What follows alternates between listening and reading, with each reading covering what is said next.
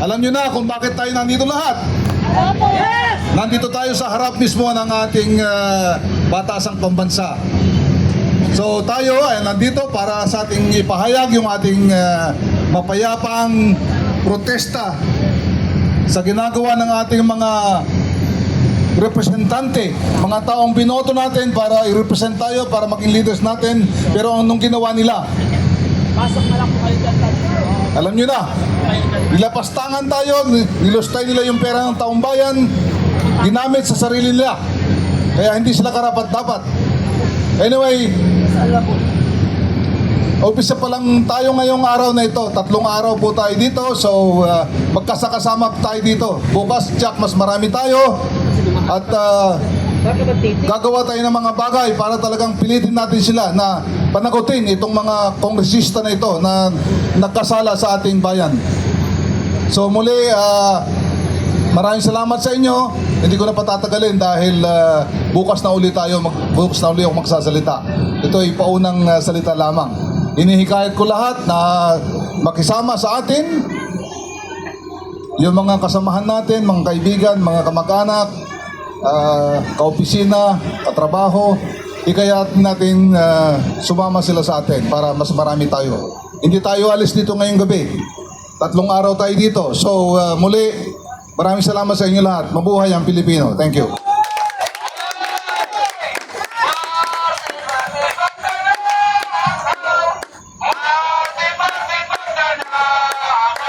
Yes!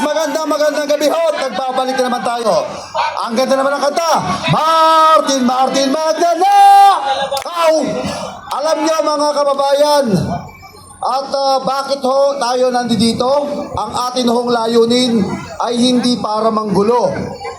Hindi po tayo naparito para po tayo ay manira. Tayo po ay narito para ayusin natin ang Pilipinas. Mga kababayan, sawang-sawa na po ang Pilipino. Sawang-sawa na ang sambayanang Pilipino. Napakayaman ng ating bansa. Pero ho, iilan lamang ang nagkakamal. Iilan lamang ang yumayaman. Kaya tignan po ninyo, ngayon lang kayo makakakita ng buhaya na naka-aircon pa. Kaya ho, itong ginagawa po natin ito ay hindi po para sa atin, kung hindi sa ating mga kabataan. Sawa na ba kayo sa korupsyon?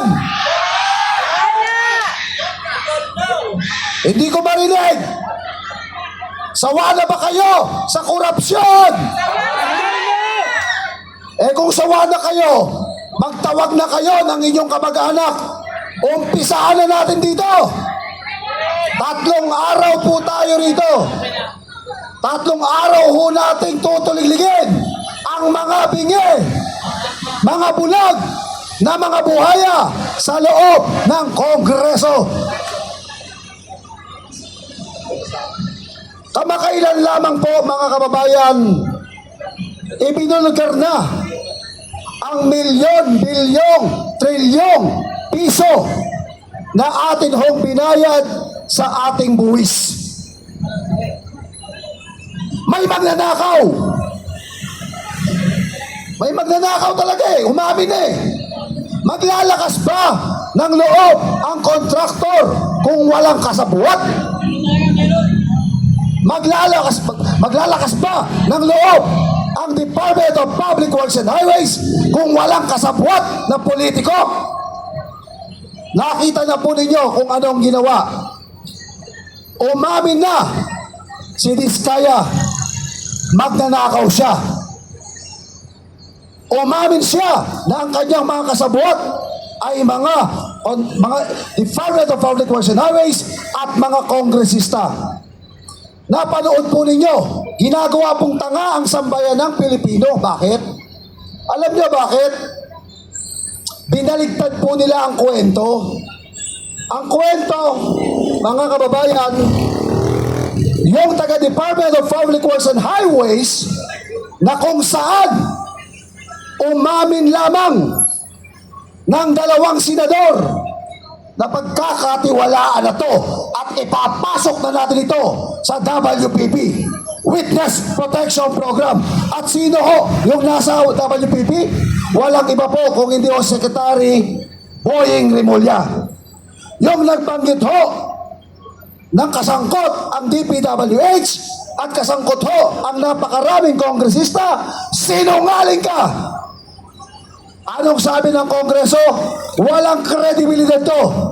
Sinang-ayunan po yan nung isang senador na uto-uto, ay uto-uto, Soto. Saan ka makakakita na wala na ng kredibilidad mula ho nang nagpalit ng liderato ang Senado? Magpapauto pa ba tayo? Magpapauto tayo kay uto-uto? Ano dapat natin gawin? Kumilos. At itong ginagawa po natin ito, pagkilos, ay legal. Hindi po ito illegal. Sapagkat may permiso po tayo sa Pangulo ng Republika ng Pilipinas.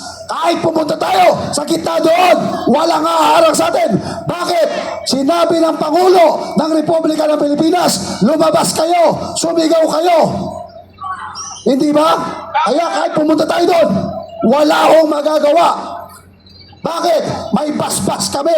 At sinabi niya, sumigaw kayo, manawagan kayo, lumabas kayo. Eh, hindi lang ho basta labas. Kailangan ho, isigaw ho natin yung mga buhaya. Yung mga magnanakaw. Sawang-sawa na po tayo. Utang dito, utang doon. Pero ang nakikinabang, iilang politiko.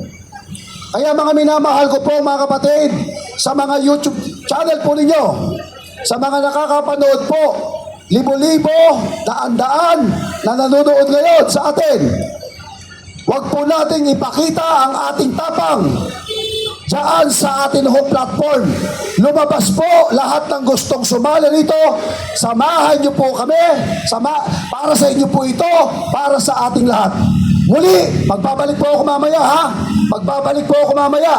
At again, isang sigaw ka. Martin, Martin Magnanakaw! Martin, Martin Magnanakaw!